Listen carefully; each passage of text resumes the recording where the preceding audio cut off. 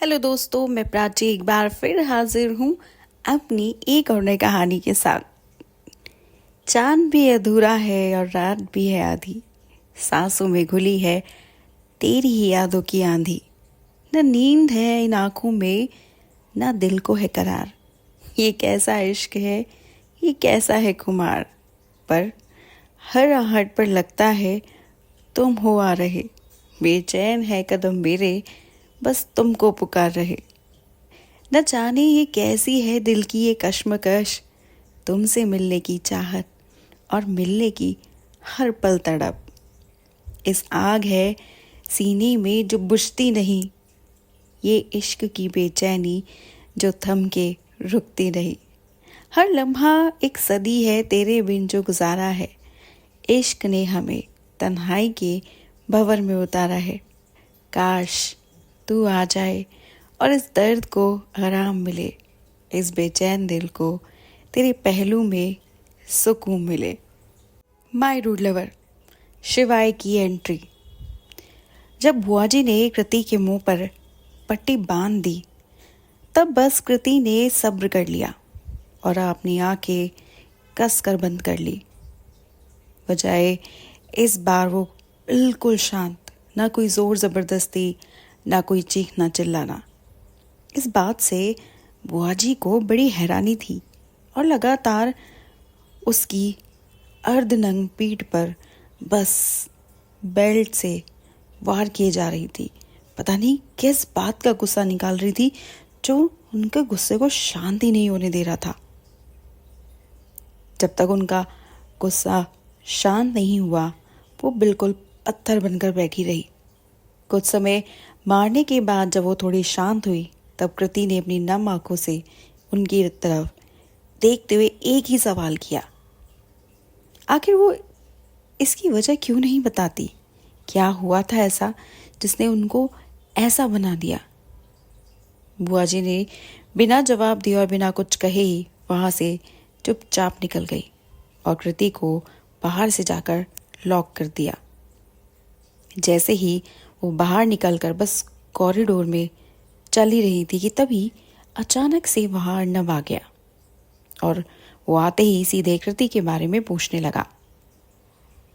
अर्नब आजकल जो कुछ उसके साथ चल रहा है उसके बारे में एक बार कृति को बताना चाहता था, क्योंकि वही एक ऐसी थी पूरे घर में जो अर्नब को समझती थी और शायद एक सही सलाह भी दे सकती थी। अर्नब एक्साइटेड होकर पूछता है, बुआ जी, फिर इस कृति? बुआ जी अपने आप को नॉर्मल दिखाते हुए कहने लगी, मैडम अपने रूम में है, उसने भी डीएनडी के लिए कहा है और बोला है खाना भी वही ले आऊं। फिर अचानक से हंसी का एक झटका देते हुए कहने लगी, हाँ, आखिर बहन किसकी है, भाई का असर तो आएगा ही ना। फिर अचानक से एक्सक्यूज मी कहकर निकल गई कि मुझे कृति के लिए खाना लेकर जाना है। अर्नब रास्ते से हट गया और मन में सोचने लगा, स्ट्रेंज। अब अर्नब अपने पैरों को अपने कमरे की तरफ मोड़ने लगा कि तभी शिवाय कान में हेडफोन्स लगाए चला रहा था। शिवाय अपनी धुन में मस्त, इतना मस्त कि उसे अर्नब को लगभग इग्नोर कर दिया। तभी अर्नब ने शिवाय का हाथ पीछे से पकड़कर झटकते हुए सामने किया। शिवाय को डांटते हुए अर्नब कहने लगा, वाह छोटे साहब, आपने तो अपनी सारी तमीज ही खो दी।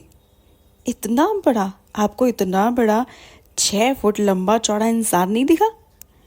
शिवाय अपने कानों में से हेडफोन निकालकर कहने लगा, सॉरी भाई, वो मेरे दोस्त एक रैप लिखा था, बस उसी को सुन रहा था। इतना कहकर शिवाय अपने हेडफोन्स उतार देता है और देखता है अर्नब बहुत ही सीरियस मूड में खड़ा है। अर्नब गुस्से में कहता है, तू कभी सुधरेगा नहीं ना?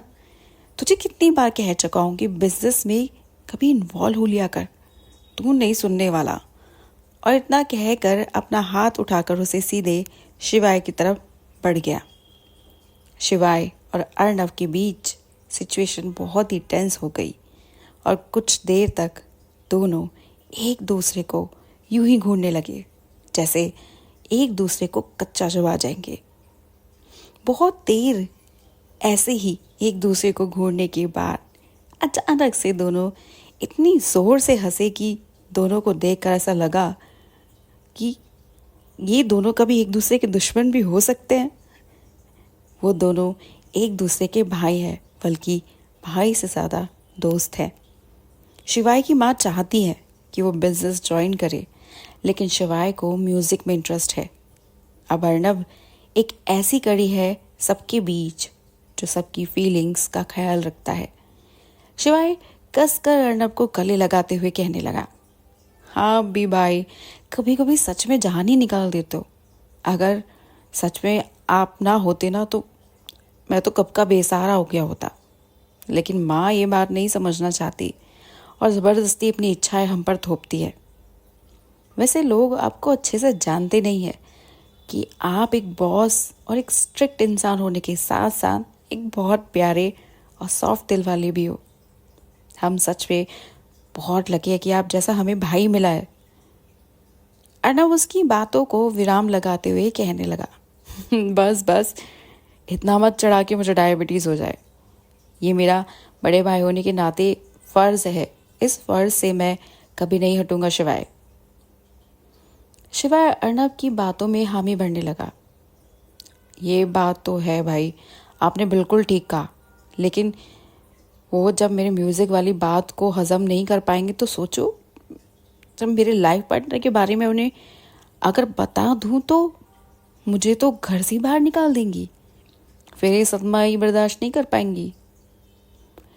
अर्नब शिवाय के कंधे पर हाथ डालकर शिवाय के साथ उसके रूम तक चलने लगा और उसको समझाते हुए कहने लगा, सही कहा तूने, लेकिन कभी कभी हम चीज़ें वक्त पर डाल देनी चाहिए। वक्त बहुत बड़ा होता है और हर समय के साथ वो हर जख्म और परेशानी को कम कर देता है। तो एक साथ धमाका करने की कोई ज़रूरत नहीं है। अभी थोड़ा वक्त दे उनको भी और अपने आप को भी, और जब तक सही समय नहीं आ जाता हर एक कदम फूंक कर रखना। हम बात करेंगे इस बारे में और तब अपनी म्यूज़िक की दुनिया में एक तहलका मचाना और कुछ करके दिखाना। इतने में शिवाय का रूम आ गया और शिवाय अर्नब से एक बात कहकर कि आप भैया सच में हमारी लाइफ लाइन हो। अगर आप ना होते तो अभी तक शायद माँ हम दोनों को शायद मार ही डालती या हो सकता है पागल खाने छोड़ाती। लेकिन आपने हमारी लाइफ बचाई हुई है और आप हमेशा यही चाहेंगे कि आगे भी हम लोगों का साथ ऐसे बना रहे। जो आपको पर्सनली नहीं जानते ना, और जो पर्सनली जानते हैं वही आपको समझ सकते हैं आप कितने अच्छे इंसान हो, लेकिन बाकियों को आपकी सिर्फ अकड़ ही दिखेगी। देख लेना भाई, जिस भी लड़की को आपको बिन कहे समझ गई ना जिस दिन, उस दिन देर मत लगाना उसका हाथ थामने के लिए, क्योंकि प्यार के मामले में मेरा एक्सपीरियंस आपसे कहीं ज़्यादा है। और अगर माँ उसको उसके बारे में पता लगे तो उन्हें सच में हार्ट अटैक ही आ जाएगा। अब शिवाय किस प्यार के बारे में बात कर रहा है जिसको जानकर उसकी माँ उसे घर से बाहर निकाल देगी? क्या शिवाय की प्यार के लिए कही गई बातें उन पर अर्नब गौर करेगा? जानने के लिए जुड़े रहेगा इस उलझे हुए जाल को सुलझाने के लिए, सिर्फ और सिर्फ स्टोरी मैनिएक्स पर।